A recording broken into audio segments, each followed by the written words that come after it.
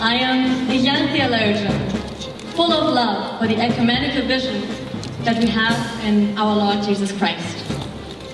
I'm here as one amongst more than 500 other young Christians, including the 200 young theologians in GETI. We represent the young face of Christianity in this assembly.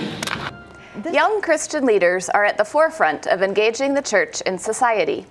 Cross-denominational and interfaith dialogue is an important part of realizing this vision. The Global Ecumenical Theological Institute is leading the charge. In late 2013, the World Council of Churches held the GETI in Seoul and Busan, Korea, during its 10th assembly. 150 theology students from all over the world participated. Let's welcome Candace Ellaby, a filmmaker and documentarian who captured the story of GETI. And we also welcome Ben Snipes, an interfaith leader with the Presbyterian Church USA and a McCormick Theological Seminary student. Ben attended the GETI Conference. Ben, can you tell us a little bit about what GETI is? The GETI Institute came together for the first time in 2013 to try to meet the needs of the World Council of Churches, embracing a new generation of Christian leaders in the world in the ecumenical movement.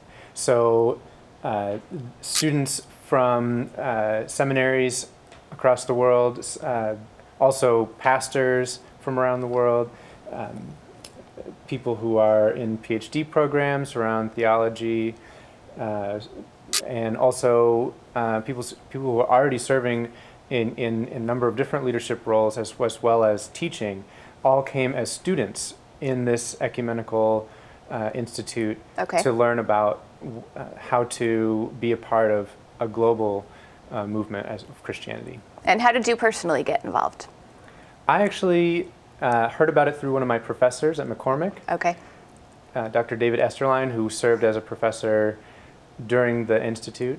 He promoted it in the introductory course at McCormick, and then throughout the year continued to talk to me about it. And I thought leaving my degree, my master's program in the middle of the semester for 3 weeks to go and do a really intense program internationally and still coming back to finish, that would be way too much for me to do. And so I kept hesitating, but the more that I learned about it and how I would be able to learn from and with people from across the world and in such a diverse way, from diverse places, I did apply and was chosen to be one of the lucky ones to go. That's terrific. And what a way to enhance your education. Yeah. Now, Candace is a documentarian. How did you get involved with GETI? I became involved with GETI through a friend. She was applying to be a GETI student, and I was reading her essay, and I did a little research on the World Council of Churches, and I thought this would be an incredible opportunity to preserve such an historic occasion.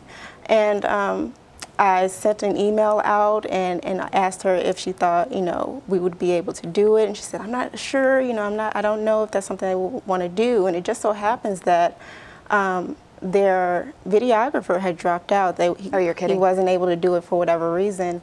And they sent a mass email out to all of the students, and they asked if anyone had any experience in film.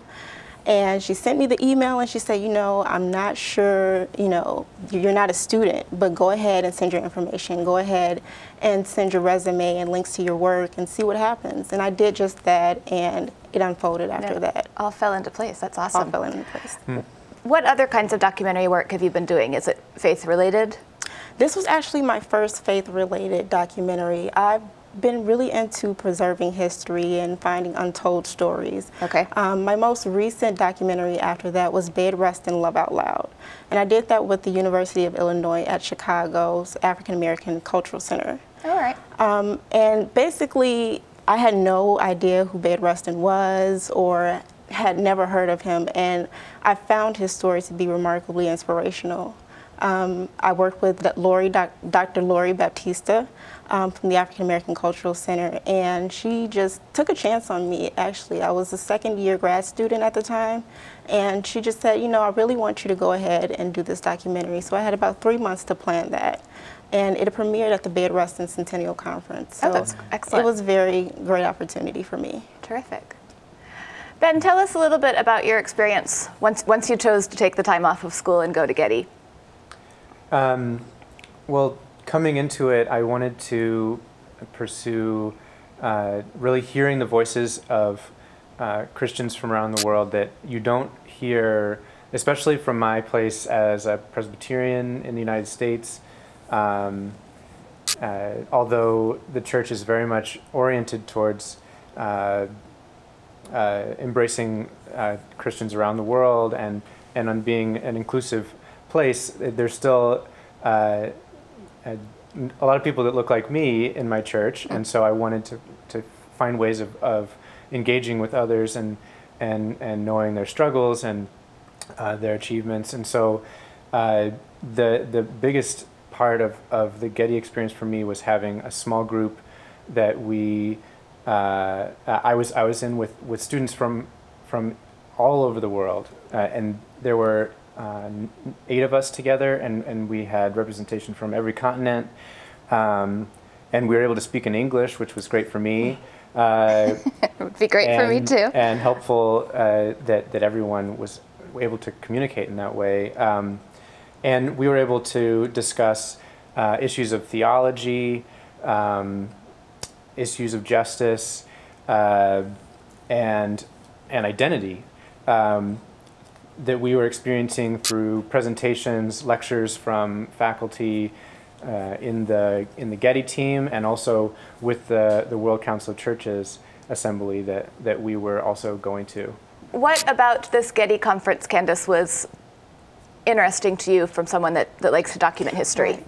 It was interesting to me because of the amount of people from all over the world with different backgrounds, different ethnicities, different ways of worshiping. It captivated me to see the transformation among the students from beginning to end, how they would be able to take what they learned from Getty and apply it to their ministries. So I thought it would be a good way to show a transformation. It would be a good way to show unity amongst other Christians. And I thought that it would be a great opportunity to show young theologians, young people doing something great, and doing something that they can bring back to their communities. Ben, how do you think your time there will affect your ministry back here in your community? I think the experience with Getty and being with Christians from around the world has had an important impact in shaping how I see myself. That there are people with totally different identities that are also fully Christian, who express it in totally different ways, whether it's through dress or the way you worship, or understandings of gender roles, or ways that we incorporate justice into our lives.